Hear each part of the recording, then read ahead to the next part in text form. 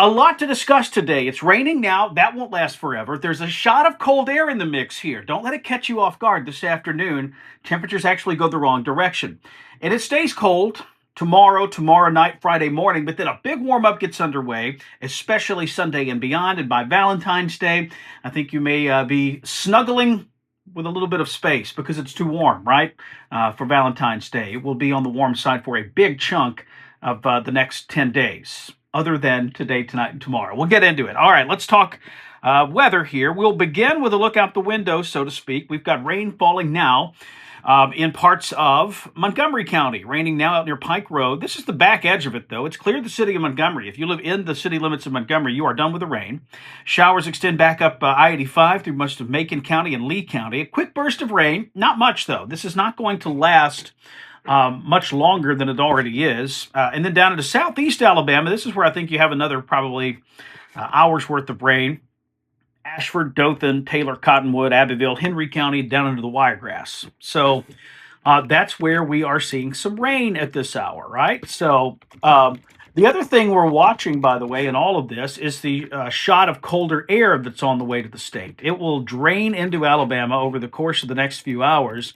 It's already beginning that sort of move here. Let me show you this. This is the, you can see the cold now. This is valid right about lunchtime. This is off the HUR. Upper 30s across the Tennessee Valley, 40s in the central part of the state, mostly 50s in southeast Alabama. But watch what happens here. 55, remember that number. Both Troy and Montgomery and Auburn right around 55-ish degrees around lunchtime. And then it goes the wrong direction. By 3 o'clock, Montgomery's down to 50. Troy and Auburn are down to 53. So cold air marches in here. I'll center that up where you can see a little bit better here. Cold air marches on in, and by the time you go to bed tonight, I'll stop things. This is 10 o'clock tonight. We're in the 30s. And we'll end up in the upper 20s and low 30s by sunrise tomorrow. It's not a bone-chilling, pipe-bursting cold, but I also don't want it to catch you off guard, right?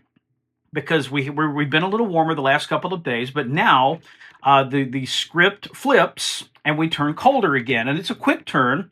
We're warmer than normal this morning. We're colder than normal by this afternoon. That's how quick it is. So just don't let it catch you off guard, this quick little shot of colder air coming in. All right, then let's look at the kind of the broader look to the pattern here. This is the morning run of the GFS. And here we are. This is valid right about now. You've got a surface low over Clemson, South Carolina, trailing cold front, big trough. That's why it's going to turn cold.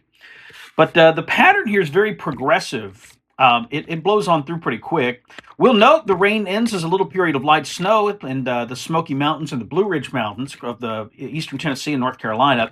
Nothing near what they just had up there with the big snowstorm. That thing goes out to sea, and then you'll notice lots of red lines on this map. That's the American Long Range Model suggesting some ridging building in across most of the central and western sections of the country. Still have a persistent trough up over the Great Lakes and into New England, but for us locally, this will mean warmer weather. This is Friday afternoon, and that's really when we start to go back to a warmer regime here. And then a lengthy stretch of fairly calm weather. This is Monday. You'll notice we're still dry. As we get into Tuesday and Wednesday, there's some suggestion of an area of low pressure with a stalled front north of here that could potentially be a little rain set up in about 7 days' time. And then way out in the long range here, you see some colder air pressing in from the north. We stay warm enough for only rain in this. And then a big system way out here in, this is just science fiction at this point because it's too far out in the future. So that's what we're seeing in the long-range data here. Bottom line, a suggestion of warmer air. Check this out. This is the European ensemble. So we're cold. If you look carefully, you can see the numbers, 56 for an afternoon high today. But remember, that's really not an afternoon high. That's right now. It actually drops from here. Then we go to 29 tonight, 46 is all we'll manage for a high tomorrow, 31 Friday morning. But then look what happens here. Pretty warm signal after that, particularly the second half of the weekend. I will note the euro is a little colder for Saturday, Sunday than the other models. And there has been a little bit of a shift in that data. So we may adjust the weekend downward just a little, but still we're talking kind of just normal February weather. Highs in the 50s to near 60, lows in the 30s and 40s. Then a big warm-up the week of February the 9th. That's a Monday. really that entire next week looks warm. Afternoon temperatures 60s and 70s, overnight lows 40s and 50s. So the February thaw will get well underway into next week. We'll watch for any severe weather signals. Obviously, you get that warm in February. The other shoe ends up dropping most of the time. So we'll see how that plays out. Right now, there's no overwhelming signal whatsoever. There's just sort of, it looks warm and mostly dry. We'll get a new drought map soon. This is the one we have right now. Remember the way these drought maps work. They draw them every Thursday. We get a new one every Thursday morning, but it's based, the data cutoff time is Tuesday at 6 a.m. So none of the rain that fell today is going to make it into the new drought map, is the moral of that story, because the data cutoff time was Tuesday morning and all the rain was Tuesday night, Wednesday morning. So this map may actually worsen a little, right? But then I would expect some modest improvement. Now, that said, we haven't seen a lot of rain out of this whole thing this morning. I'll pop that up real quick just because I'm sort of curious, right? The amounts have been relatively light. Let's see. We'll do this. Go back to radar scope. The heaviest amounts had a little downpour up in Elmore. They got up over an inch. But look, Montgomery, the radar estimates there, a little under a half an inch. And really, we told you ahead of time, a quarter to a half inch would be kind of the flavor. And that's really how this has worked out. Looks like there was a little heavier downpour there in Elmore, but most places, quarter to a half inch. Now, remember, we need an inch of rain per week to just sort of maintain.